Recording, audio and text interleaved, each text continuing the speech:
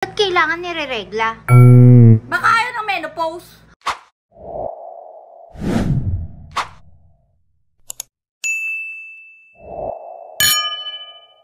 Para sa mga solo parent ng Pasig. Minsan sa isang taon, ang mga solo parent na babae na nireregla pa. Nay, malinaw, nireregla pa. At nalulungkot. Minsan sa isang taon, pwedeng sumiping ho sa akin. Yun ang interesado, magpalista na ho rito sa mesa sa gilid. Paano ka, Eko? Paano ka? Siguro yung mga may Facebook dito, nakikita nyo na po. Di po ba? Aho, wag ko kayong magalit sa akin, magalit ho kayo sa gumawa ng video. Dahil, kasama ko ang mga konsihal, nagjo-joke po ako. Sa mga staff po namin, meron din po kami mga kasamang solo parent. Kung meron pong maling akong sinasabi, automatic sasabihin ho ng mga kasama ko. Ang nakita ho dun sa video, yun lang ho sinabi. Pero yung reaksyon ng tao, hindi ho pinakita na tumawa. Yun lang po ang purpose nun. Joke. Dahil pag nagsasalita po ako, typical ho, mahaba na ho, marami na ho nakapagsalita. So yung mga tao na ay inip na, ayaw nang makinig. So, ginugulat ko lang ho ng joke. Para yung attention ho, napupukaw, maintindihan ho yung kailangan nating ipaliwanag. Pero ganun pa man, sa mga na-offend, humihingi po ako ng dispensa. Kung kilala niyo po ako, hindi po totoo yung pinipinta nilang picture. Bakit po? Kausap ko nga ako si Consiel K. Sabi ko, bakit ginawa kaya yan? Kasi yung mensahe mo, naririnig ng Pasigenyo. Kailangan dungisan ka para pag nagsasalita ka, ang mga tao huwag makinig. Narinig ko po at makita mismo yung video. Ako po'y masyadong nalungkot at minanage ko na lang yung sama ng loob. Yung lungkot na lang na bakit kinakailangan bumaba tayo sa level ng ganyan sa pangangampanya. Hindi po ba naalala niyo po, kahit sa programa niyo, binanggit ko sa mga kandidato, respetuhan lang tayo kapag kumakandidato at kapag tayo nagsasalita, hindi lamang sa kapwa kandidato, kung hindi lalong-lalo na sa mga botante po natin. Paano na lang kapag kami mga nakapanood at sadyang may mga makakapanood ng mga bata na parang sasabihin okay lang pala na ganyang bastusan na lang tayo kapag ka nasa entablado. Kahit pa sabihin po natin nagbibiro yan, hindi po tamang biro yan sapagkat alam natin, meron nga po kaming anti-discrimination resolution And therefore, umasa po kayo sa mga susunod na araw, hindi ko naman sinasabi mananagot ka agad. Pangit po kagad yan, baka sabihin naman piniprejudge natin. Pero may gagawin hakbang po ang COMELEC. Hindi po pwedeng ganyan. Ibalik po natin sa katinuan itong kampanyahan. Bagamat mainit na mainit, pero dapat po tayo ay nagpapakaayos kahit sa pananalita po natin. Unfair at hindi nararapat yung mga ganyang klaseng salita. At kahit po joke para po sa ating mga kababaihan. Ayan na nga mga kabata helmet. Gaya nga nasabi namin ni videographer, ang araw-arawin natin. Pero eto nga, isa to sa mga tumatakbo sa lokal naman, sa Pasig. Congressman yata ang tinatakbo nito. Si Attorney Ian Sia. Attorney? Oo, attorney. Pero may sinabi na rin ng COMELEC about dyan, no? Kasi ginastify talaga nitong kandidato na to na kasalanan daw nung nag-upload, nung nag-video. Kasi hindi naman daw ipinakita yung mga nagtawanan daw sa audience nung binanat niya yung joke na. Attorney nga kasi siya. Okay. Pero una sa lahat, mga bata helmet, hindi maganda yung joke. At ang pag-joke, nasa tamang lugar yan, nasa tamang venue, nasa tamang kung sino yung kausap mo. Kung sino yung mga taong kausap mo. Tamang okasyon. Yes. Pero para mag-joke ka na para daw sa mga solo parent na nireregla pa. Yan ang tanong ko mga kabatang helmet bakit kailangan nireregla pa? Dahil para magkaanak? Pwede pang mag-anak? Meron pang asim.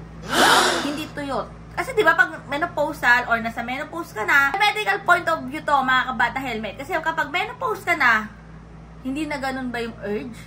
Dry na ba? Pero nakakaloka lang talaga, no? Bilang babae, at kumakatawan sa mga kababaihan, nakaka-degrade yun. May discrimination. Kasi, hindi lahat ng solo parent, videographer, is maganda ang history niyan. Bakit ba naging solo parent? Namatay ba ang asawa? Iniwan ba ng asawa? Naanakan? Na-rape? Incest? O, diba? Maraming dahilan bakit nagiging solo parent or single parent ang isang babae. O kaya ang isang lalaki. Pero grabe talaga, gusto mong umupo sa isang posisyon na ikaw dapat ay magiging leader, pero eto, hindi ka pa nauupo kung ano-ano na ang binabanat mo. Ay, buti naman talaga, nagsalita din ng COMELEC. Oo naman. Pero meron nga lang. daw silang inaanong discrimination law, bitch ko pa. Pag ganyang kampanya season, may init ang bawat kampo, pero ilugar natin. Kasi maraming nakakarinig, maraming nakakapanood ng mga minor, mga bata, kabataan. So, anong isipin ng mga kabataan? Pwede pala yan. Pwede pala. Gusto niyo ba mga kabatang helmet na bumoto at iupo ang ganyang klaseng tao? Lalo sa mga viewers natin na taga-Pasig, magalang shoutout Sir Dexter! Hello po! And kay Madam Alakadong ng Jingjing. Ano kaya masasabi ng mga viewers natin from Pasig? Sino boto nyo? Boboto sa Pasig. Iboboto nyo ba yan? Etong kandidato nyo. Ganito ang kandidato nyo. Ganito ang suswelduhan nyo. Yes, diba? At, Jogapar, hindi yan sa slate ni Mayor Vico. Hindi. Alam ko din yan sa kabilang kubol. Kaya nakakaloka lang talaga, no, mga kabatang helmet. Hindi tama yung joke. Hindi tama talaga. Kahit saan mong tingnang point of view, hindi siya tama. Kahit sabihin pa niya na joke lang yon, hindi daw pinakita nung nag-upload ng video, yung mga tumawa. Sa tingin mo ba yung mga tumawa, iboboto ka niyan? Sa tingin mo yung mga tumawa, talaga natuwa sila? So, pag tumawa, iboboto ka. Or approve sa kanila? Approve yun. Kasi tumawa eh. Pero minsan kasi, alam mo, bilang babae, minsan may mga jokes na bigla ka na lang siguro out of respect, parang itatawa mo, pero hindi maganda sa pakiramdam. Yes. Pag hindi maganda sa pakiramdam, bastos yun. May harassment yun. Harassment yun. Diba? Para sa mga babae dyan, Kasi minsan, wala ka nang mai-shield eh. Wala Tawa na ka eh. na lang. Na-off guard ka na. Oo. Lalo na pag sa work. Yes. Sa workplace. Kasi minsan, hindi ka na makapalag dahil minsan mas mataas sa iyong posisyon. Mga kasamahan mo. Nako, Bichogapar. Oh. Yan ay pasok na naman doon sa sinabi nga na ating Republic Act 11313 or yung safe spaces. Yes. Yung bawal bastos law. Oo. Pero ayun nga mga batang helmet, kung boboto nyo yan ang klase ng politiko na papasweldo nyo galing sa tax na pinaghirapan. Yes. So, sweldohan niyo yan. Habang kayo, hirap na hirap magtrabaho, pagod na pagod magtrabaho, araw-araw, para sa kakarampot na sweldo, yan ang sinusweldohan nyo. Tandaan nyo yan. O ayan mga batang helmet naku, araw-arawin natin to. At yan ang ating kinalitis para sa araw na ito. Kandidato ng lokal ng Pasig for congressman. Attorney Ian Tia na nag-joke. Kagalang-galang na. Yes, kagalang-galang na abogado. At nagbitaw ng ganyang klaseng joke. Uy, Jogapar, minaalala naman ako. Joke. O, diba? Pero ayan nga mga bata, comment down below kung ano masasabi nyo dyan. At kung gusto mo mga video ito, huwag kalimutan mag-subscribe. At i-click ang notification bell para laging updated sa naman in-upload po namin ni Jogapar. Pero, diba, may nanay ka, may kapatid ka, may tiyahin ka, may lola ka. Na pwedeng bastusin pala? Yes, at paano kung yung mga kamag-anak mong kababaihan ang sinabihan ng ganun? Okay lang sa'yo. Anong mararamdaman mo? Pwede na palang sabihan ang kamag-anak mong babae ng ganyan. Niregla ka pala, pwede kang sa akin sumiping. Pumila ka na dun. Palista ka. Tama ba yun?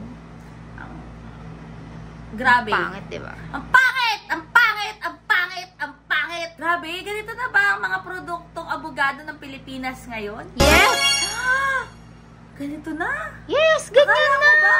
Dapat ito ang mga nagtatanggol para sa kabutihan, sa katotohanan. Mga ganyang attorney. Teka lang, Bichogapar. Ah. Huwag tayo mag-generalize kasi marami kaming abogado sa pamilya.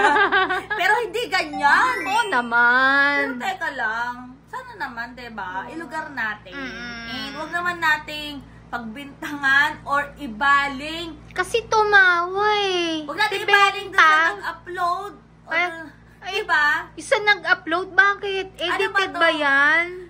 Parang Bichogapar, nag-gaslight pa. Oo. O, diba? Stay happy, stay healthy, and stay safe as always.